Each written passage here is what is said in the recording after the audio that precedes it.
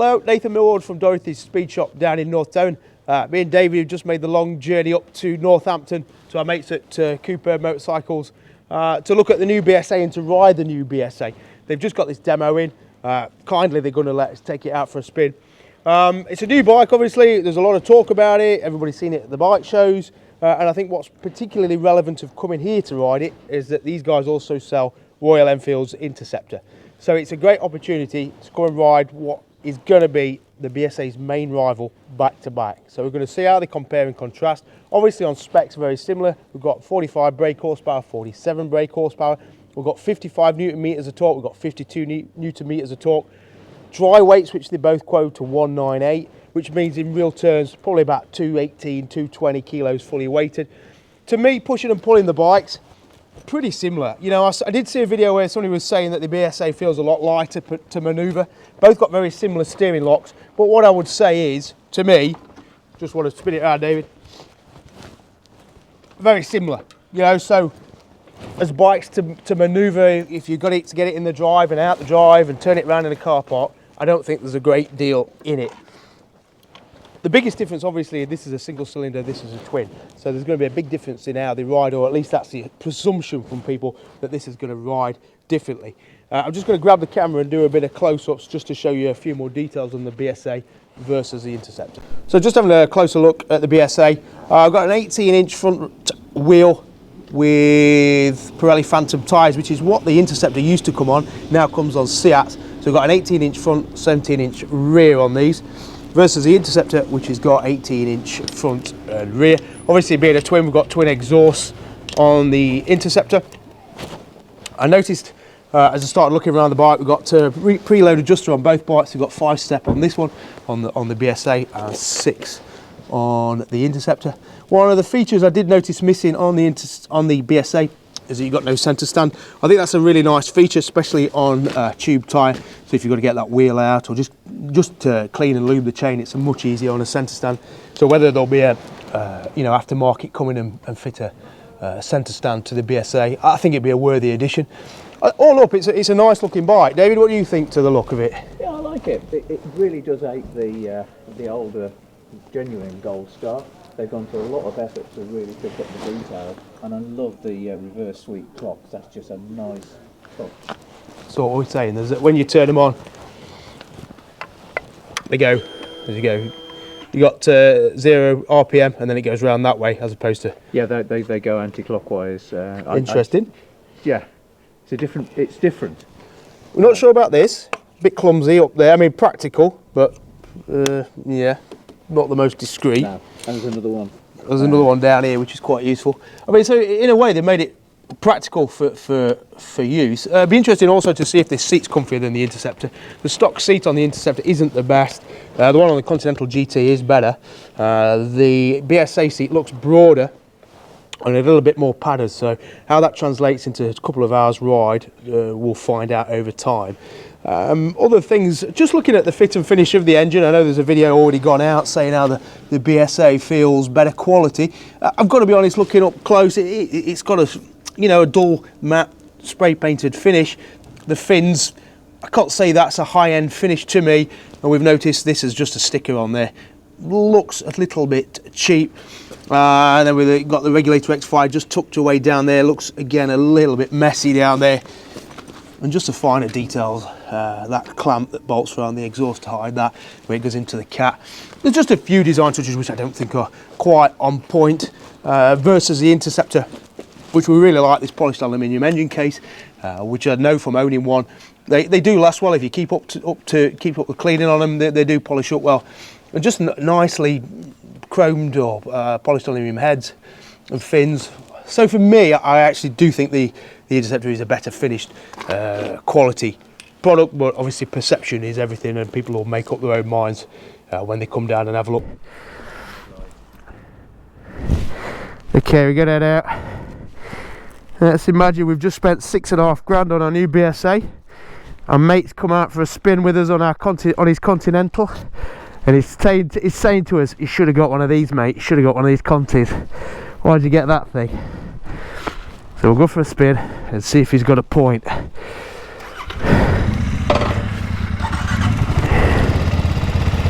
Recording, yep.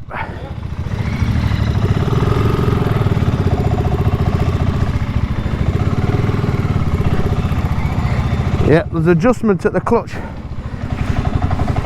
which is good.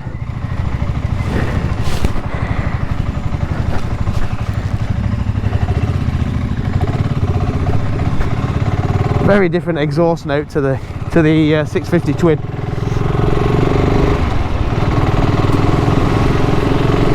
I'm not going to say too much, just trying to get a feel for the bike.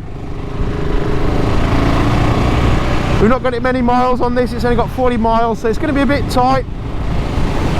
I've got to be honest, those backwards counting, backwards swinging rev counter takes a little bit of getting used to. I'm not sure if that's gimmick. Initially I'm going to say it is. Nice clean gearbox as I'm coming down through the gears there.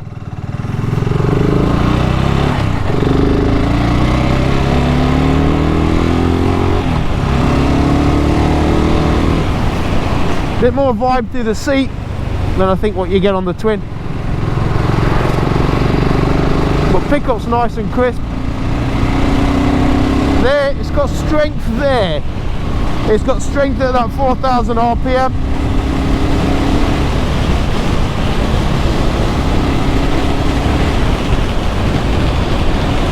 Oh, jack's not hanging back.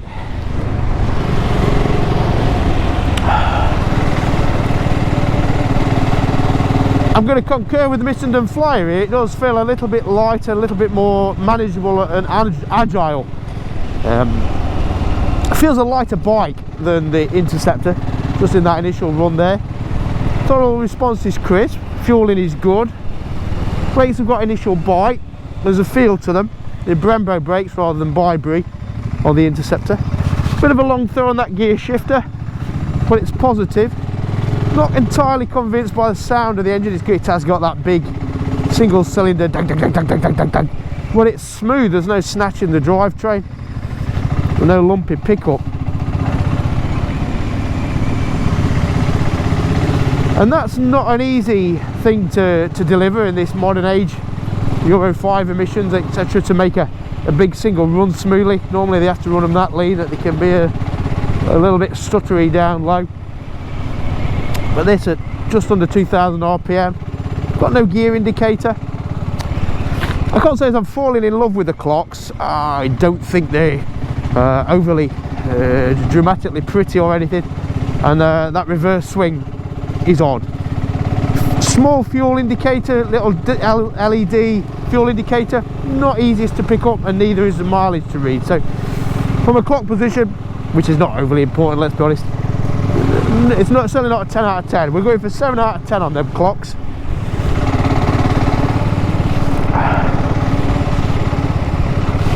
I think it's important though not to be nitpicky, which I suppose is what people want, but at the same time it takes a while to adjust to a bike. Every bike is different, every bike's got its quirks and things that you need a bit of time to get used to, which means these short test rides and these short test ride videos aren't entirely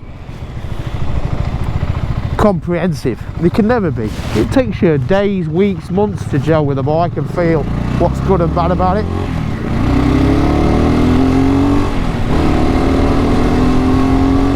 Yeah!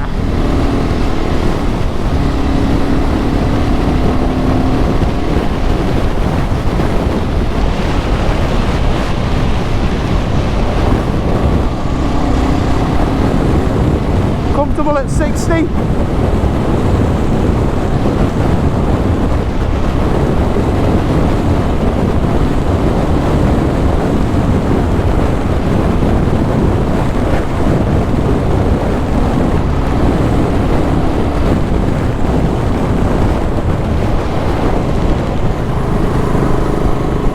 Rides well, deals with the chop well, a little bit more supple than the Interceptor.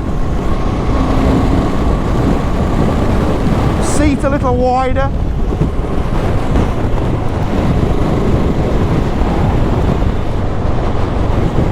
Has the engine got the character of the twin? No, it's not. Has it got that sort of brawn, that strength in the mid-range of the twin? No, I don't think it has. It feels as sharp, as fast perhaps, but it lacks a bit of muscle. I always think the Interceptor engine's got a real strong sense of surge to it. It feels a strong engine, and it gives its power really willingly.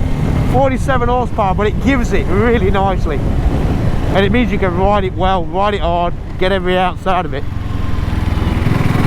This BSA is going to take a little bit longer to dial into it. But there, if this was dry,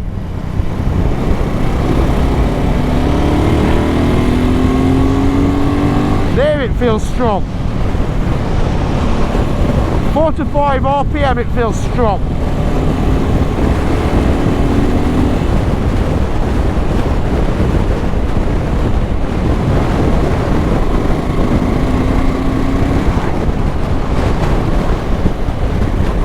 I've got a 10,000 RPM red line. I don't think it'll hit that, and I'm not going to try and hit that. But like any big single, its power comes in a little bit lower down. Although this, the strength it gives, the kick it gives between 3 and 4, 4 to 5, is probably a touch higher in the rev range than you would expect from a single, or certainly the F650 GS that I had. Interesting that what Ian said, in it being a Rotex engine, it is derived from that Funduro 650 engine. How much of the original design remains, how much is new, I honestly don't know. See there, it's got that dang, dang, dang, dang, dang. It's too high a gear, just got that slight roughness, but that's, you know, that's riding outside of its comfort zone. But the clutch is lovely and light. I like the feel of the brakes. It's so hard to gauge the handling in these conditions, just because it's so greasy. It's running the Pirelli Phantom tyres, which is what the Interceptors originally came on, which aren't a great tyre. They certainly weren't on the Interceptor. They used to tram line and find the cuts and the creases in the road quite badly, and people used to replace those quite early. So we've got a branded name tyre, but I'm not to be proven that that's a good thing. Jack's going to open it up, no doubt, here.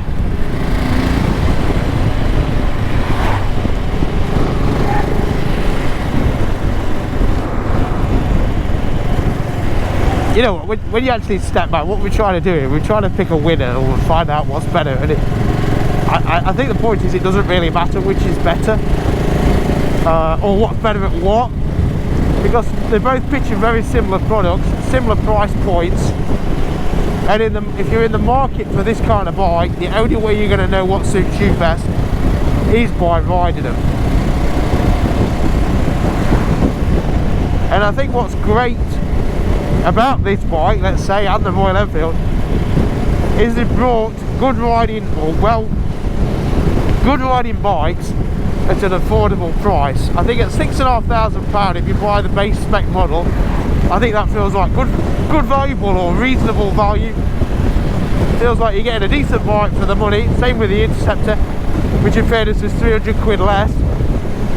But the BSA and Royal Enfield have given us two good bikes, and that would be my ultimate conclusion from this. There's nothing lost in either of these bikes, and the introduction of this BSA just widens the choice for people. Picking a better bike is juvenile, if I'm honest, because what one person favours, another one will favour the other. I watched the Missing the Flyer review, and he seemed to favour this over the Interceptor. It's early days, but I certainly prefer the engine in the Interceptor. I'll tell you what,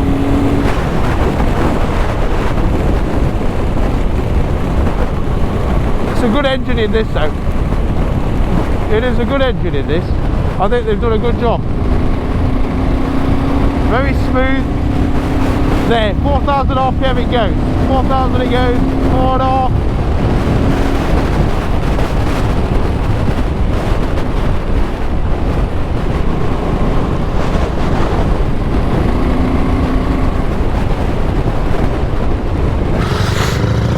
Okay, just on the, it is a Continental actually, this one, although it's got the higher bars, so it was a little more like an Interceptor.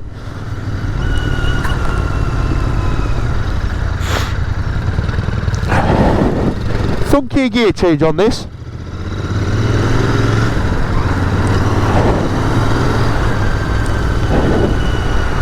You know what? I tell you what. If you close your eyes, you wouldn't know. You wouldn't know that much difference. You wouldn't feel that much difference between them. You really wouldn't.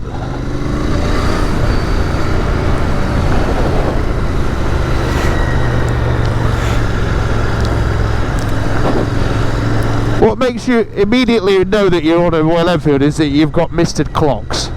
That's one thing I would say.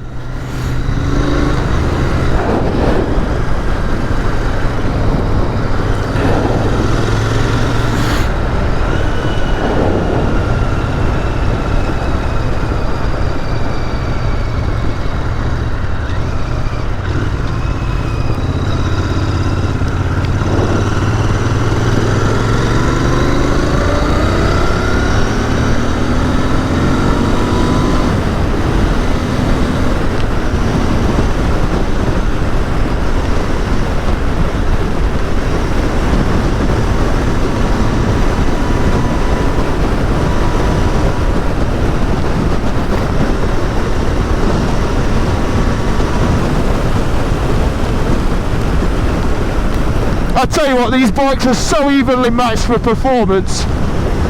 I don't know which would be faster. I don't think it's really I don't think there is any difference. I think the BSA gives you that little bit bigger hit.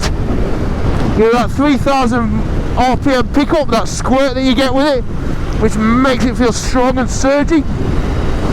This twin engine in this Conti Interceptor Royal Enfield is far more linear, so you don't get that. You don't get that wave of power that you get on the BSA.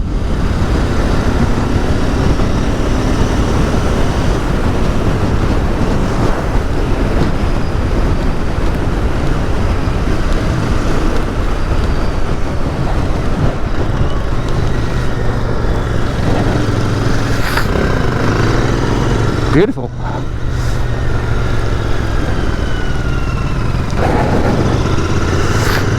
I do have to say, I think the suspension is a little bit more supple in that BSA. On those choppy back roads, or these choppy A roads, B roads, the BSA feels a little bit more settled and less alert. Not in a good way, I mean by that. The Interceptor, the Enfield, jostles a little bit. It never completely settles on a road like this. I think the BSA does settle nicer and therefore gives you better confidence, certainly on these wet, sloppy conditions. I think there's also a little bit more bite in the BSA's brakes. It's an interesting one. I think dynamically to ride, the BSA does feel that little bit better actually. From a suspension point of view, from an excitement from the engine. I'll tell you what, that goes all right, doesn't it? Yeah. You got that wound out a little bit then? Yeah. If I was a salesman, okay, put myself in Jack's shoes and Ian's shoes selling these bikes. They're a dealership for BSA and for Royal Enfield. How would I sell the two different bikes to the same customer? Because that's effectively who's going to walk through the door. A guy's going to walk through the door, or a girl's going to walk through the door and going to say, I want a classic style bike that looks old but rides modern. Okay, so I've got a BSA and I've got a Royal Enfield. And they'll say, okay, so which shall I get? And I tell you what, that is an impossible question to answer. Again, you've got to ride it for yourself. But what I would say is, what would I say? I think I prefer the way the BSA rides. I think the suspension setup is better suited to British roads. I like the push from the engine. I've always been a big fan of singles. I think what I prefer about the Royal Enfield is just the aura of it. I feel it looks and feels better built, or at least feels more premium, feels more classic. I find there's elements of that BSA that are just a little bit budget, if I'm honest. You know, that USB thing up there, and then where the horn's located and the finish of the engine. I don't think I could love that bike from an aesthetic point of view or an ownership point of view. And by that I mean, you know, when you come to the garage and you look around something, I always admire the Interceptors and Continentals, that polished aluminium engine casing. I just think it was built with a bit of love. It doesn't feel like there's any cost cutting in the way it was machined and put together. The BSA, there feels like there has been some cost cutting, some economies of scale to bring that into a price point, and like the sticker on the cover on the engine, I think that's, you know, that's a cheap finish. The fact there's no centre stand, I think that's cheap. I think the fact that they put a Union Jack emblem on the seat is cheap, because it's trying to suggest it's a British product, but it's not. It's an Indian product, so put an Indian flag on it, and there's nothing wrong with that. But I think there's a sense of an illusion about the BSA that you don't get with the Royal Enfield. I think the Royal Enfield is 100% authentic. They've not tried to bullshit anyone. They've not tried to fluff it up or put a British emblem on or put some big shitty USB port here. They put a good repair kit in it. You know, the toolkit you get with the Enfield's very good. You get a centre stand, and I just think it's a very honest bike, more honest in a sense than the BSA, if you were trying to judge their characters. Having said that, as bikes to ride, I do think the BSA is more invigorating, and I do like the squirt of that engine, and I do like the suppleness of that suspension, and I like the extra bite of the brakes. So it's a tricky one. In a way, I'd prefer to own the Royal Enfield, and I certainly wouldn't hate riding it, because I love riding certainly the Continental. The Continental out of the two, for me, is the pick. I just find it's got so much attitude and character over the Interceptor, so I would own a Continental all day long. But I think the BSA to ride, as a rider's experience, is a nudge ahead of it, and I think that's quite a good feat. I think the BSA need or deserve some applause for creating a nice riding machine that feels light and frothy, manageable, fiery. It's accessible, and I think in a sense it gives its 45 brake horsepower in a more refined, usable way than the Interceptor makes its 47 brake horsepower. I think one thing that goes against Royal Enfield and goes in favour of the BSA is the fact that the service intervals on the BSA are 6,200 miles, and the service intervals on the Royal Enfield are 3,000. And I know it's only an inspection at 3,000, but it's still something to have done. It's still a place you've got to go, an appointment you've got to book. Yeah, man, I like this, but I like that. So I think Royal Enfield need to work on that 3,000 mile service interval, because it's not good enough in this day and age, and hopefully the next gen of bikes will improve on that. So it's a tough one. If I was to walk into Ian and Jack's shop tomorrow with $6.5 grand, I would be tempted to buy that BSA, you know. I would. And that's in no way a slight on the 650 twin. In a way, I find that I'm going to be incredibly sexist here and misogynistic, but the twin feels a bit more manly than the BSA. It feels a bit more Old Spice. Feels a bit more airy chested. That twin's got just a stronger surge and rumble to it. But if I was to walk into that dealership with a sensible pair of shoes on, with a sensible head, I think I'd buy the BSA. I think I would. But when I was cleaning it and lubing the chain and cursing the fact it didn't have a centre stand and cursing that sticker that started to peel off the engine cover, I started to think, should I have bought a Royal Enfield? And I think there might be a part of me that says yes, I should have got that Royal Enfield. First world problems though, isn't it? It really is first world problems. Which shall I buy? A good BSA or a good Royal Enfield? We can't really complain, can we? We've got more choice on the market, and that is the biggest benefit to come out of today.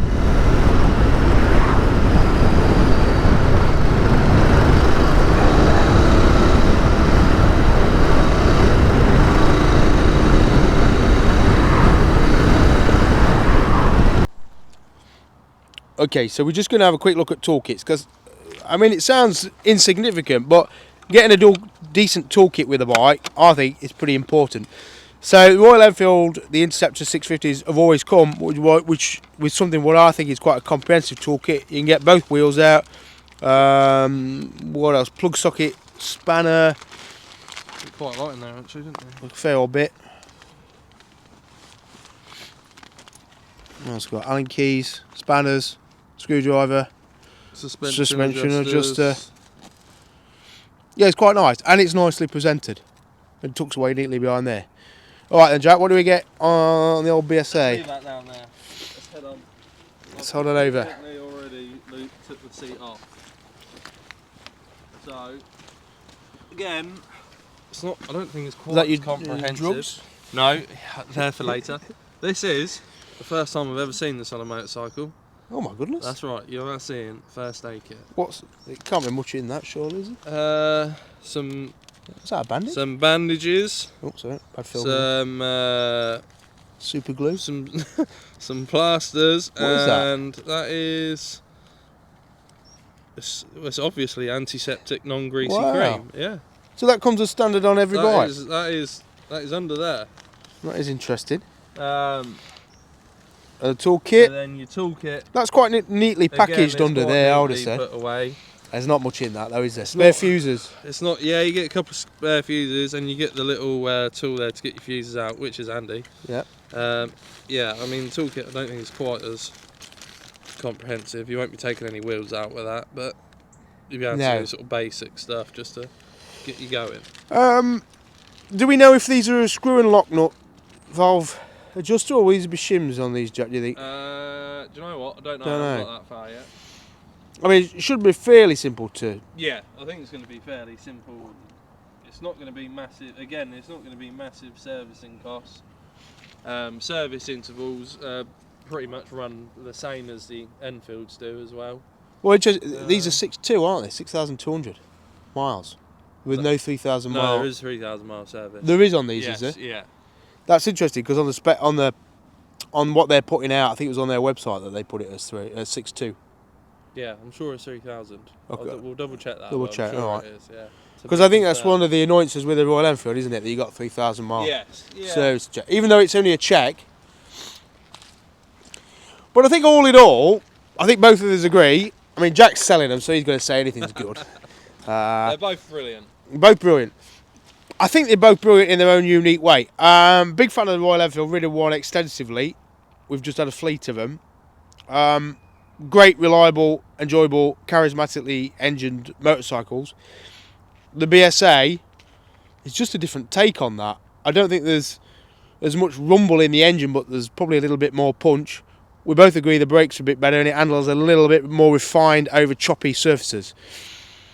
So I think all in all, we've got two great bikes. They're just slightly different. So you're going to have to come down to any dealer and ride them both and see which you prefer. If I was to take one home today, I'd probably take the BSA, which I don't think I'd think. But it is a good bike, that. There's elements of it I don't like. I think it feels a bit cheaper and rough around the edges. I prefer the attention to detail and the polished aluminium on that. I think it's just a nicer looking, better finished bike. But as a riding experience, I quite enjoyed that. And I think I'd like to spend a few more thousand miles on it to see if I gelled with it as much as I've gelled with the Contis and the Intis. So, sold. Take them both. I mean, that's quite the irony, isn't it? 12 grand gets you both of these bikes. Yeah. Which, I mean, the new Suzuki DR800 is going to be about getting on for that, I think. Yeah. So, you think, who's the winner here? Well, the consumer's the winner because we've got two good bikes, both just over 6 grand, which could have both off for the same price as what, the manufacturers are giving us as adventure machines. So whichever way you look at it, we're winners. Nice. All right, Jack, let's do some dogging. Let's do what we really came. Yeah. This is all a charade, this filming motorcycles. All right. Cheers all.